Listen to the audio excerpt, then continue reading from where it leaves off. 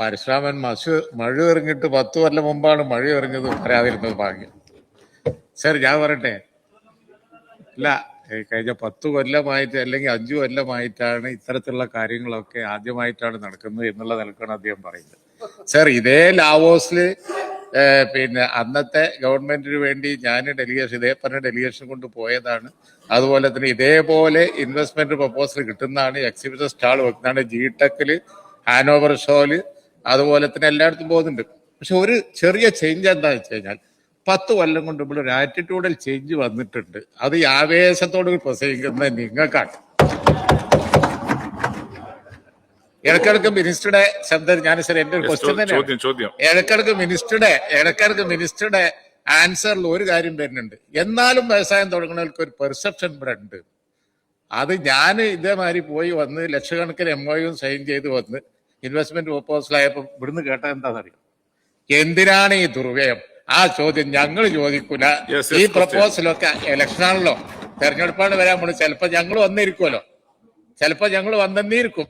അപ്പോ നല്ലതാണ്, ഞങ്ങൾ കണ്ടിന്യൂ ചെയ്യും. ആ ഉറപ്പ് ഞങ്ങൾ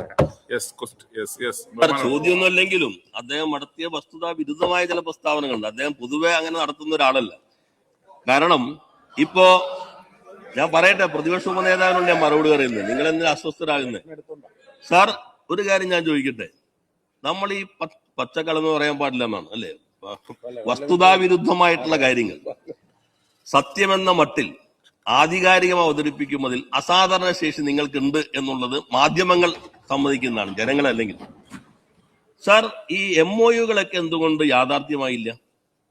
നേരത്തെ ഇൻവെസ്റ്റ് സമ്മിറ്റ് നടത്തിയപ്പോ നിങ്ങൾ പങ്കെടുത്തു, ഞാൻ അതിന് സ്വാഗതം ചെയ്തു. എല്ലായിടത്തും പറഞ്ഞു കേരളത്തിന്റെ ഗുണമാണ്, പ്രതിപക്ഷ മേധാവ് ഉൾപ്പെടെ എല്ലാവരും പങ്കെടുത്തു, അത് നല്ല കാര്യമാണ്, നമുക്ക് വിസിബിലിറ്റി കിട്ടും. എന്നാൽ VS നിങ്ങളുടെ ജിമ്മിൽ പങ്കെടുത്തിരുന്നു, അന്നത്തെ മുഖ്യമന്ത്രി ജിമ്മിൽ പങ്കെടുത്തിരുന്നു. അന്ന് നിങ്ങൾക്കൊപ്പം നിന്നിരുന്ന അന്ന്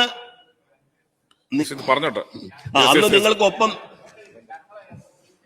ജിമ്മിലും ഒക്കെ വന്ന പ്രപ്പോസൽസ് ആണ്. പിന്നെ മെഗാ പ്രോജക്റ്റ് ആയി കേരളത്തിൽ വന്ന മെട്രോ, അതുപോലെയുള്ള പല സംഗതികളും ഈ 10 കൊല്ലത്തിനുള്ള ഒരു മെഗാ പ്രോജക്ട് നിങ്ങൾ കൊണ്ടുവന്ന് ഒന്നിച്ച് നിങ്ങളായിട്ട് സാർ എനിക്ക് സമയം തരണം. അദ്ദേഹം പറഞ്ഞത് ഈ പ്രൊജക്ടുകൾ പറയാൻ കുറച്ച് സമയം എടുക്കും. സാർ, വെറുതെ ഇരുന്നിട്ട് അങ്ങ് ചരിത്രം നോക്കിക്കഴിഞ്ഞാൽ മെട്രോയുടെ തുടക്കം എവിടെ നിന്ന് അറിയാൻ കഴിയും.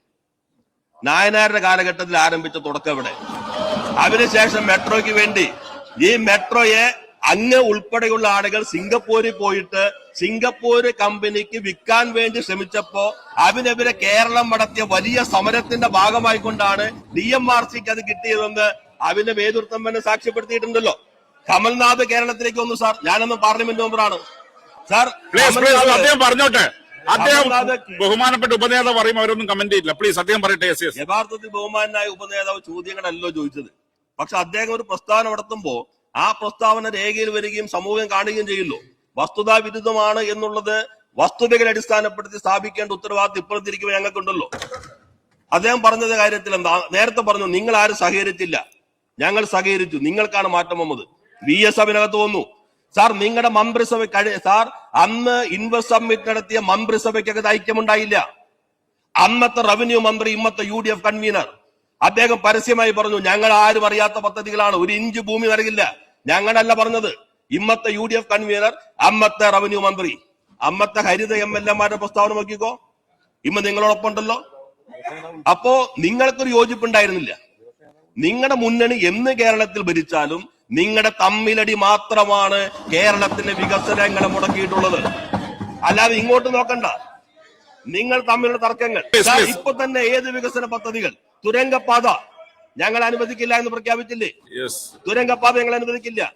നേരത്തെ ഞങ്ങൾ കേരയിൽ എന്ന് പറഞ്ഞപ്പോ അയ്യോ എന്ന് പറഞ്ഞവർ BJP കേരയിൽ അതിവേഗ റെയിൽവേ എന്ന് പറയുമ്പോ സ്വാഗതം എന്ന് പറഞ്ഞില്ലേ? ഈ അമ്പർധാര കേരളം അറിയില്ലേ? അതുകൊണ്ട് സാർ, നമ്മൾ ഇത്തരം കാര്യങ്ങളിൽ അങ്ങേ രാഷ്ട്രീയ തർക്കത്തിൽ ചോദ്യം വന്ന് അങ്ങേപ്പോലൊരാൾ സാധാരണ ചെയ്യുന്ന രീതിയിൽ തെരഞ്ഞെടുപ്പിന്റെ വക്കത്തെത്തിയത് കൊണ്ട് അങ്ങനെ ഒരു ചോദ്യം വന്നതായിരിക്കുന്നു അത്രയേ കരുതുന്നുള്ളൂ. നല്ല രീതിയിൽ കേരളം മാറിയിരിക്കുന്നു. അത് ഞങ്ങൾ നന്നായി മുന്നോട്ട് കൊണ്ടുപോകാൻ ശ്രമിക്കുന്നു. ആ കാര്യം മാത്രമാണ് സഭയുടെ ശ്രദ്ധയിൽ. Shri Roji M John.